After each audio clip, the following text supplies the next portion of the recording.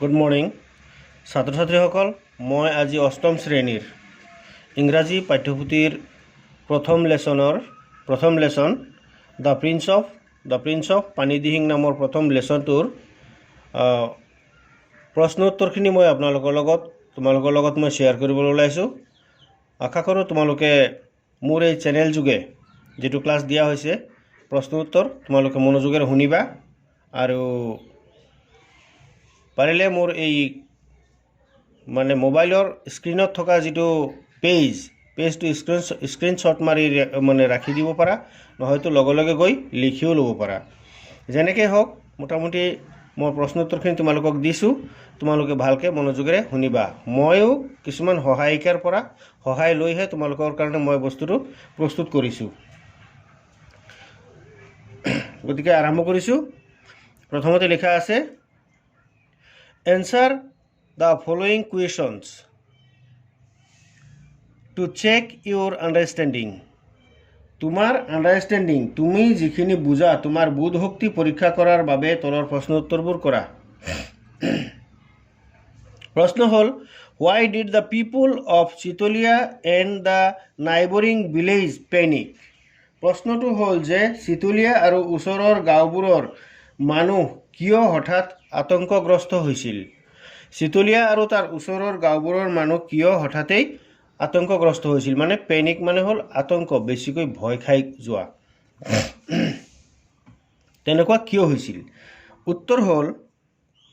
It rained all the week, সপ্তাহজোৰা বৰষুণ দিছিল। The water of the Brahmaputra was rising high, Brahmaputra নদীৰ পানী উঠি আহিছিল, বাঢ়ি আহিছিল বা বেছিকৈ ভৰি আহিছিল বুলি কৈছে, ওপৰলৈ বাঢ়ি আহিছিল। The embankment of Chitalia village was broken, the embankment at Chitalia village was broken. Breached বুলি কিতাপত লিখা আছে, এম্ব্ৰেষ্টৰ অৰ্থটো সেই ব্ৰকেনেই। মথাউৰি, চিতলীয়া গাঁৱৰ যিটো বান্ধ, এইটো কি কয়, প্ৰটেকশ্যন বান্ধ, আৰু সেইটো বান্ধ ভাঙি গৈছিল। So' the people of Chitalia and the neighbouring village were in panic, আৰু সেইকাৰণেই চিতলীয়া গাঁও আৰু সেই ওচৰ চুবুৰীয়া গাঁৱৰ মানুহখিনি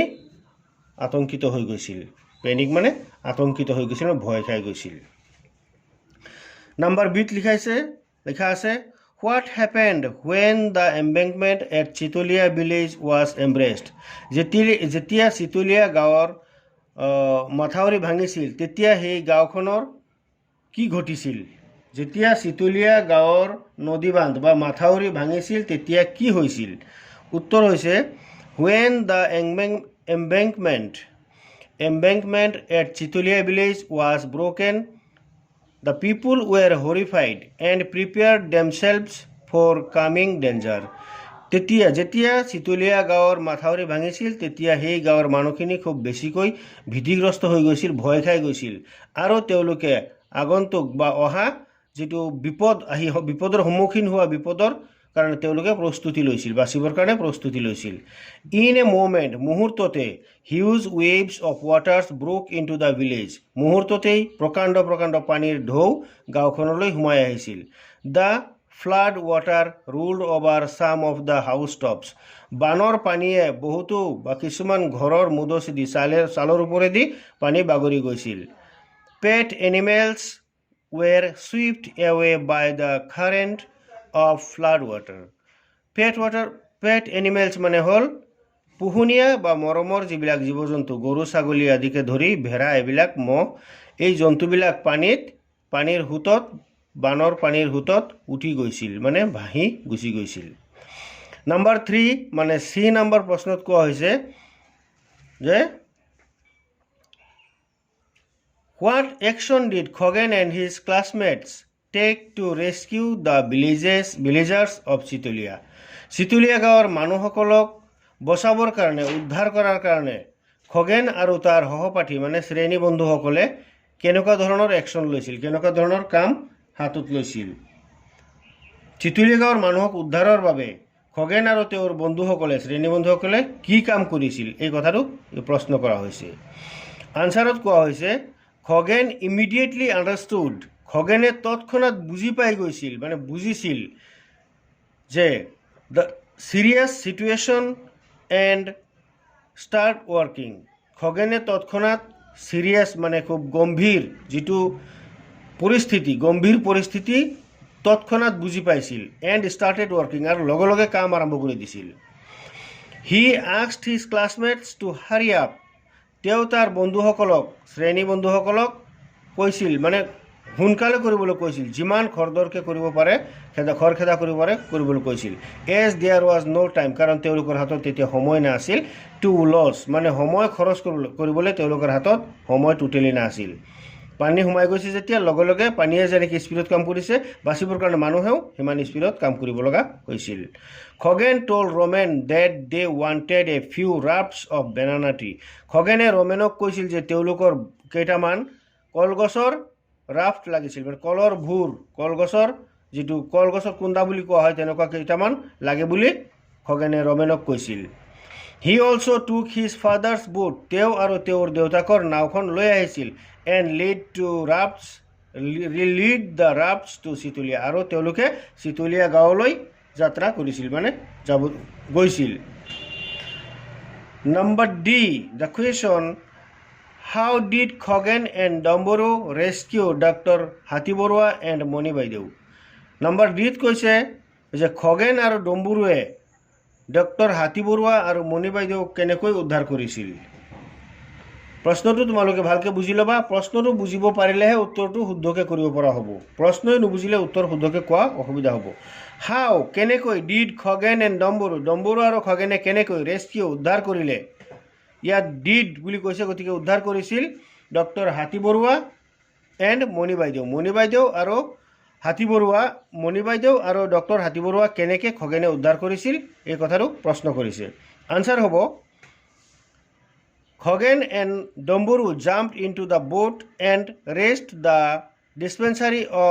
after half an hour. ডম্বৰু আৰু খগেনে জাপ মাৰি নাৱত উঠিছিল আৰু হাফ এন আৱাৰ আধা ঘণ্টাৰ ভিতৰতে মানে আধা ঘণ্টা পাছত বুলি কৈছে আফটাৰ হাফ এন আৱাৰ আধা ঘণ্টা পাছতেই তেওঁলোকে গৈ ডাক্তৰখানা পাইছিলগৈ দে টুক ডক্টৰ হাতী বৰুৱা এণ্ড মণি বাইদেউ ইনটু দ্য boat. তেওঁলোকে ডক্টৰ হাতী বৰুৱা আৰু মণি বাইদেউক নাৱত উঠাই লৈছিল and started going to the relief camp আৰু তেওঁলোকে তাৰ পৰা আশ্ৰয় শিবিৰলৈ ৰিলিফ কেম্প মানে হ'ল আশ্ৰয় শিবিৰলৈ যাত্ৰা কৰিছিল ৰাওনা হৈছিল there were strong current of flood water তাত আছিল খুব ভয়ানক বানপানীৰ সোঁত মানে ধাৰ যাক আমি কওঁ বা সোঁত বুলি কওঁ পানীৰ সোঁত আছিল এ strong under current pull the boat like magnet পানীৰ তলৰ যিটো পানীৰ সোঁত পানীৰ ওপৰৰ পানীতকৈ তলৰ পানীৰ সোঁতৰ কাৰেণ্ট অলপ বেছি মানে সোঁত বেছি তাক চুম্বকৰ দৰে টানিছিল বুলি কোৱা হৈছে সেই পানীয়ে তলৰ পানীৰ সোঁতে নাওখনক চুম্বকৰ দৰে টানিছিল the boat sank into the water আৰু নাও পানীত ডুবি গৈছিল খগেন কট ড্ৰয়িং মণি বাইদেউ খগেনে ডুবি থকা মণি বাইদেউক ধৰিছিল এণ্ড ৱাজ ৰেস্কিউড আৰু উদ্ধাৰ কৰি পেলাইছিল মানে বচাই পেলাইছিল the doctor also' was rescued আৰু ডাক্তৰজনকো বচোৱা হৈছিল thereafter they bailed out the water of the boat তাৰপিছত নাৱৰ পৰা তেওঁলোকে পানী সিঁচি পেলাইছিল টুক দেম টু দ্য boat তেওঁলোকক নাৱত উঠাইছিল and went to the relief camp আৰু তেওঁলোকক ৰিলিফ কেম্পলৈ লৈ গৈছিল এতিয়া প্ৰশ্ন হ'ল number E why did the people of the village call Khagen the prince of Panidihing গাঁওখনৰ মানুহে খগেনক পানীদিহিঙৰ ৰাজকুমাৰ বুলি কিয় কৈছিল পানীদিহিঙৰ ৰাজকুমাৰ বুলি কিয় মাতিছিল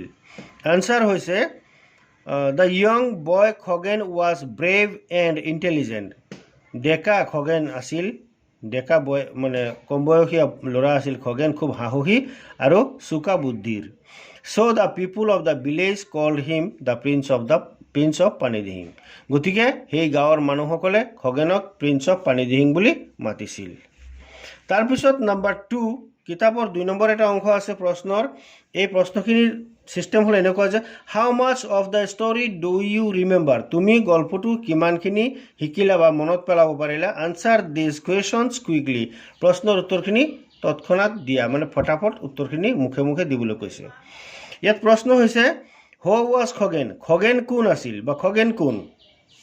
হাউ অল্ড ৱাজ হি তেওঁৰ বয়স কিমান আছিল বা তেওঁ কিমান বয়সৰ আছিল Khagen was a brave boy of Borgaon এইটো বৰগাঁও ইয়াত আৰু এটা লিখিবলৈ বাকী আছে বৰগাঁও ভিলেজ বৰগাঁও গাঁৱৰ খগেন এজন বৰ সাহসী ল'ৰা আছিল হি ৱাজ 17 years old তেওঁ আছিল 17 বছৰ বয়সৰ ল'ৰা it rain heavily all week গোটেই সপ্তাহ ধৰি বৰষুণ বেছিকৈ দবাপিটা বৰষুণ দি আছিল হোৱাট ৱাজ দ্য ৰিজাল্ট আৰু ইয়াৰ ফলস্বৰূপে কি হৈছিল the water level of the Brahmaputra was rising high Brahmaputra পানীৰ যিটো লেভেল সমতল মানে সমান হোৱাটো কোৱা হৈছে লেভেলটো ওপৰলৈ উঠি আহিছিল পানীৰ সমান ভাগটো ওপৰলৈ উঠি আহিছিল দেয়াৰ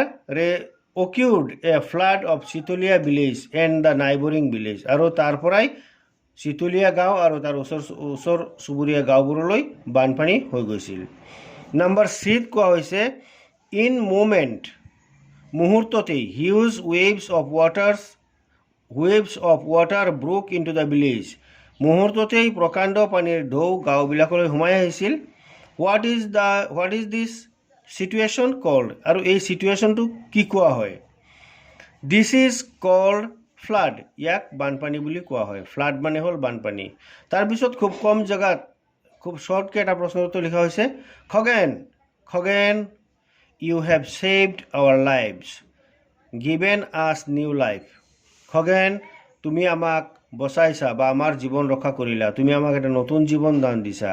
who said this এই কথা কোনে কৈছিল why did he say this আৰু কিয় এনেকৈ কৈছে the doctor said this এই কথাটো কৈছিলে ডাক্তৰ হাতী বৰুৱা said this এনেকৈ ক'লেও হ'ব the doctor said this বুলি ক'লেও হ'ব it is said এইটো কোৱা হৈছিল by doctor ইয়াত মই by it is said this by doctor দ্বাৰা এইটো কোৱা হৈছিল because কিয়নো খগেন rescued them খগেনে তেওঁলোকক ডক্টৰ হাতী বৰুৱা and মণি বাইদেউ তেওঁলোক দুজনক খগেনে বচাইছিল from drowning মানে তেওঁলোকে ডুবি থকাৰ পৰা বা ডুবাৰ পৰা তেওঁলোকক যেতিয়া ডুবি আছিল তেওঁলোকক খগেনে বচাইছিল সো ছাত্ৰ ছাত্ৰীসকল তোমালোকে মই দিয়া আজি এই প্ৰশ্ন উত্তৰখিনি যদি ভালকে পঢ়া ইয়াত কেইটামান ইম্পৰ্টেন্ট প্ৰশ্ন আছে গোটেইখিনি ইম্পৰ্টেন্ট হলেও এনেকুৱা কেইটামান প্ৰশ্ন আছে যিখিনি পৰীক্ষাত আহিব গতিকে আজিলৈ মই তোমালোকৰ ক্লাছ এইখিনিতে সামৰিছো ধন্যবাদ